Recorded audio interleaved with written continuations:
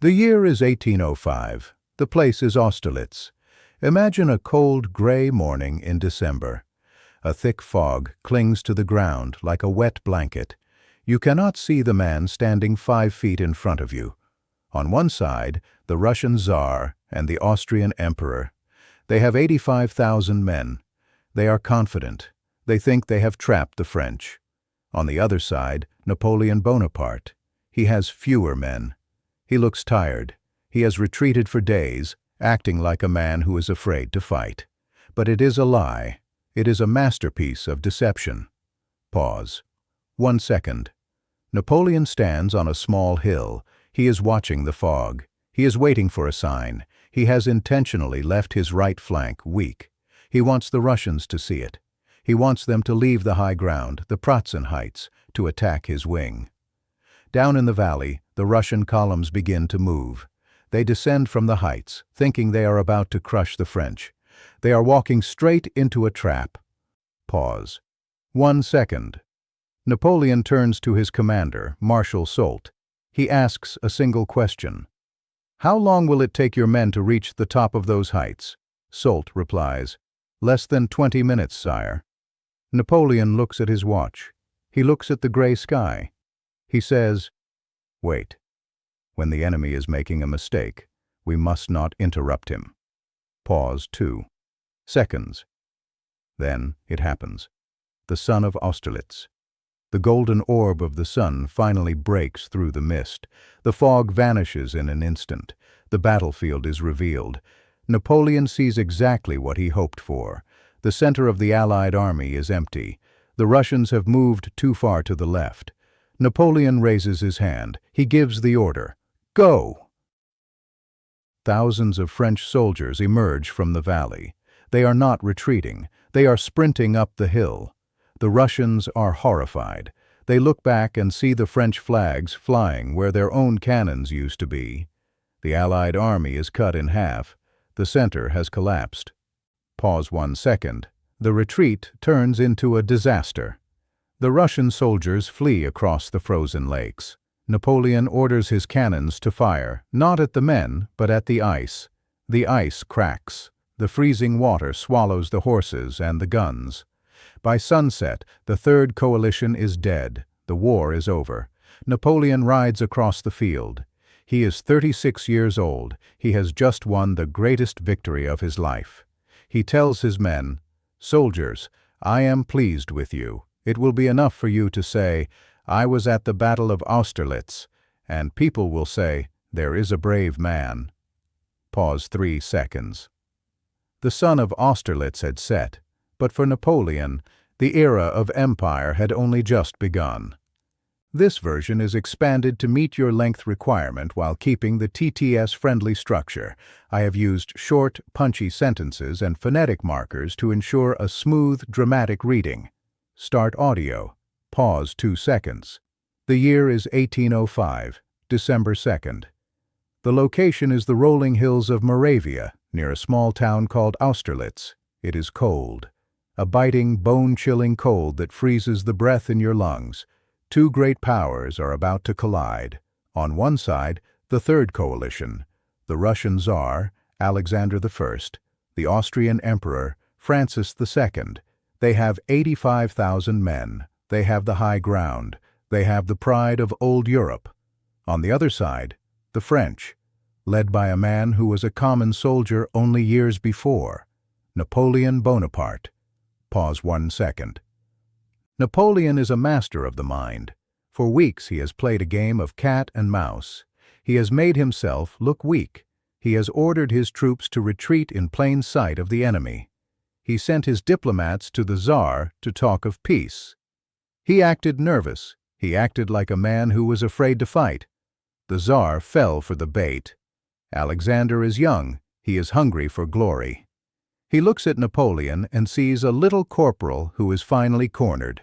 The Tsar says to his generals, "The French are exhausted. They are running. We must strike them now and end this war in a single day." Pause 2 seconds. But Napoleon is not running. He is coiled like a spring. The night before the battle, Napoleon walks among his campfires. His soldiers recognize him in the dark. One soldier lights a torch of straw to see his face, then another, then 1,000. The French camp becomes a sea of fire. The soldiers shout, "Long live the Emperor!" The sound is so loud the Russians hear it miles away. They think it is the sound of a panicked army burning its supplies to retreat. They are wrong. It is the sound of an army that knows it is about to make history. Pause 1 second. Morning arrives. It is 4 a.m. A thick, milky fog settles over the valley. You cannot see the Goldbach stream. You cannot see the Pratzen heights. The Russian plan is simple. They see Napoleon's right flank. It looks thin. It looks vulnerable. They decide to move their main force off the heights, the highest ground on the field, to crush that right wing. Napoleon watches from the shadows. He sees the Russian columns descending. They are leaving the center of their line wide open. This is the moment. Pause 1 second. Napoleon stands with Marshal Soult. Soult is a man of iron. He has the 4th Corps hidden in the valley, swallowed by the mist. Napoleon looks at his pocket watch. He looks at the gray sky. He is waiting for his secret weapon, the sun of Austerlitz. At 8 a.m., the miracle happens. The sun begins to burn through the fog. The gray mist rips apart like a curtain. The golden light hits the French bayonets. It reveals the truth. The Pratzen Heights, the most important spot on the battlefield, are nearly empty. The Russians have moved their men away, just as Napoleon predicted. Pause 1 second. Napoleon turns to Soult. "How long will it take your men to reach the top?" he asks. "Less than 20 minutes, sire," Soult replies. Napoleon smiles. It is a cold, sharp smile. "Wait," he says. "When the enemy is making a mistake, we must never interrupt him." He waits 10 more minutes. He wants the Russians to be too far away to turn back. Then he gives the command. "Forward." Pause 2 seconds. The French drums begin to beat. The sound is like a mechanical heartbeat. Pas de charge, the step of the attack. Soult's men emerge from the fog. They are not a retreating army. They are a wall of blue and steel. They storm up the Pratzen Heights. The few Russian guards left at the top are stunned. They rub their eyes. They thought the French were miles away. Now the French are at the end of their bayonets.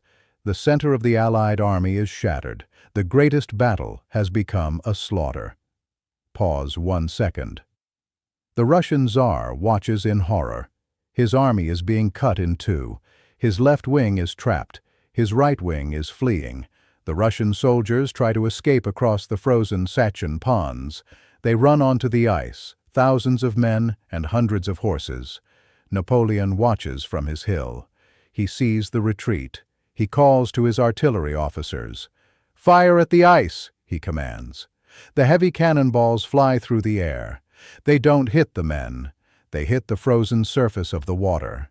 The ice groans. It shatters with the sound of 1,000 glass windows breaking at once. The water is black and freezing. Men, horses, and cannons sink into the depths. The screams echo across the valley. Pause 2 seconds. The sun begins to set. The smoke clears. The Third Coalition is gone. The Holy Roman Empire is dead. Napoleon rides across the field of his greatest victory. He stops to help the wounded, even the Russians. He writes a letter to his wife, Josephine. He says, "I have defeated the two emperors. It is the finest day of my life." To his soldiers, he gives the most famous speech in military history. "Soldiers," he says, "I am pleased with you.